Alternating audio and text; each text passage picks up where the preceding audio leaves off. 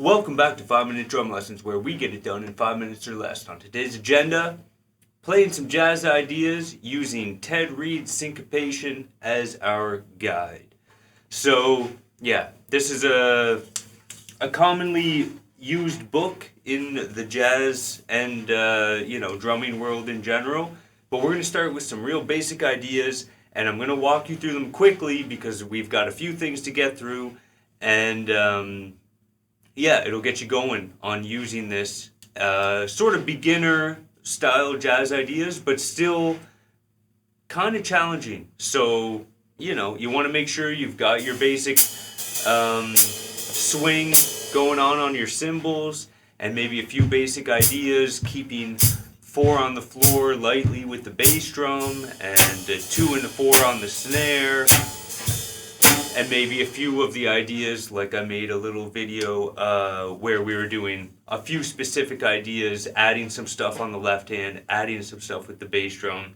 And now you can start using the rhythms in this book to read either on your snare or on your bass drum or on both, to give you lots of material to work on and to challenge you to play lots of different coordinations, so then when you do go play jazz, you'll have lots of options, and when you're sort of in that improvising situation, you'll have some things to draw on. So I'm looking at page 10 and 11, I believe, but basically I'm just going to be using page 10. It's just eighth notes and quarter notes.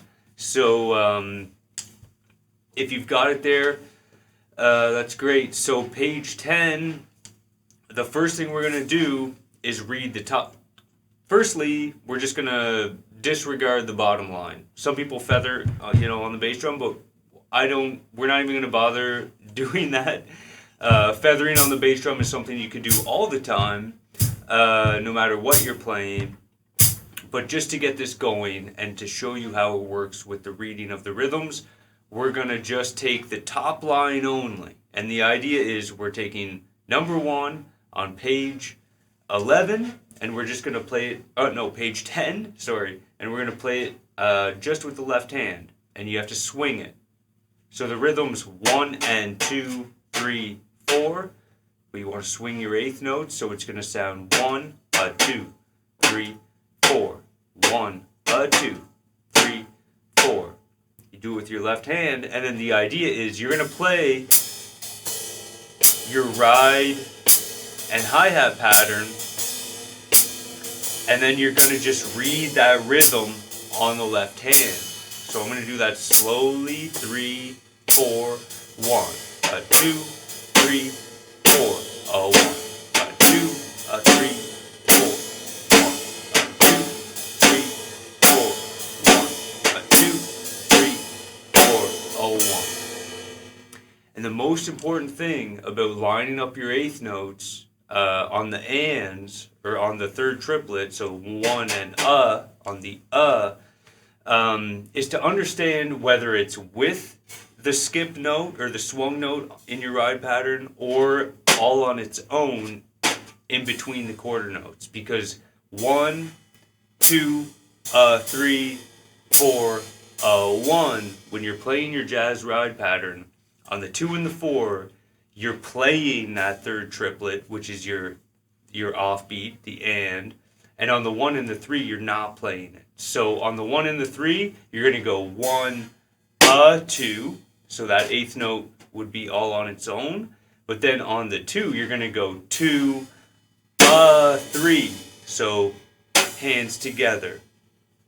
And that's basically the main thing to remember. On the of 1 and 3, 1, 2, 3, 4, it's the left hand alone. On the of 2 and 4, 1, 2, 3, 4, 1, it's hands together. And if you remember that, and then anything on the beat, of course, is going to be hands together, because your right hand is playing 1, 2, 3, 4 within that rhythm all the time.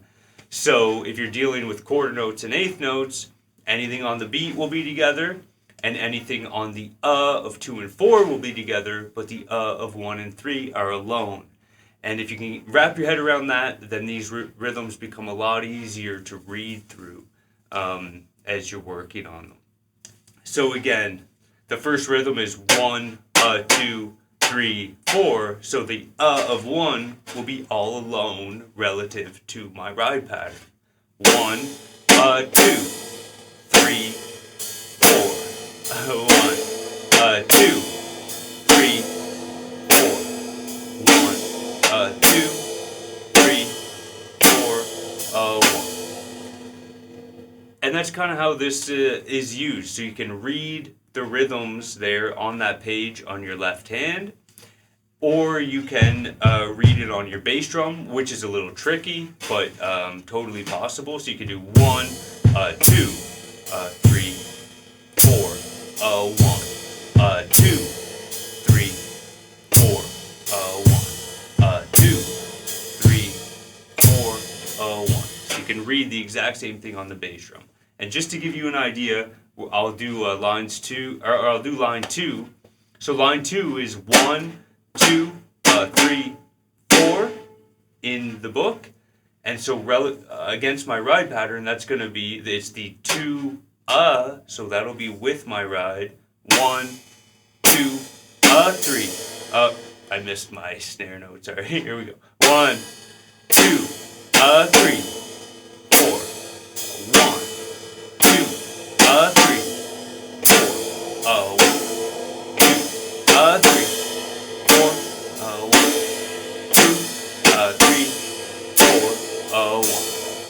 So you just play the top line rhythm in your left hand or in your bass drum, and knowing how the things will line up is 90% of the battle, and then you just work on it slowly. And like I said, the doing it all on the bass drum will be challenging, but it's great for just working up the technique. Another really cool one to do is saying, okay, I'm going to play the eighth notes on the snare, and I'm going to play the quarter notes on the bass drum. So if I do that, the first one would be 1, 1, 2, 3, 4. 1, 2, 3, 4. And then you play that. 1, 2, 3, 4. 1, 2, 3, 4. 1, 2. So then you're mixing it up. And if you mix it up, when you get into some of the more complicated ones, like number 5, where you have 1, 2, 3, 4. 1, 2, 3. Or actually, you can also do the opposite, where you play the eighth notes with the bass drum and the quarter notes with the snare. So if we were looking at number 5, you would be 1, 2, 3, 4. 1, 2, 3, 4. So it helps split it up with some of the busier ones if you're using the bass drum to play the snare on the quarter notes, just to give you a little break there.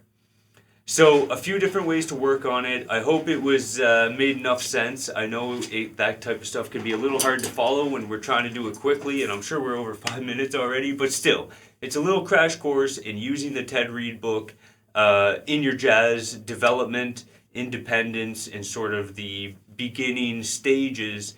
And if you can figure this stuff out, it leads to really interesting and fun and amazing stuff. And also, this is fundamental vocabulary. It's like your basic rock beat in rock. It doesn't get old. You don't outgrow it. It's always going to be useful, and it's always going to have a place in whatever you're doing.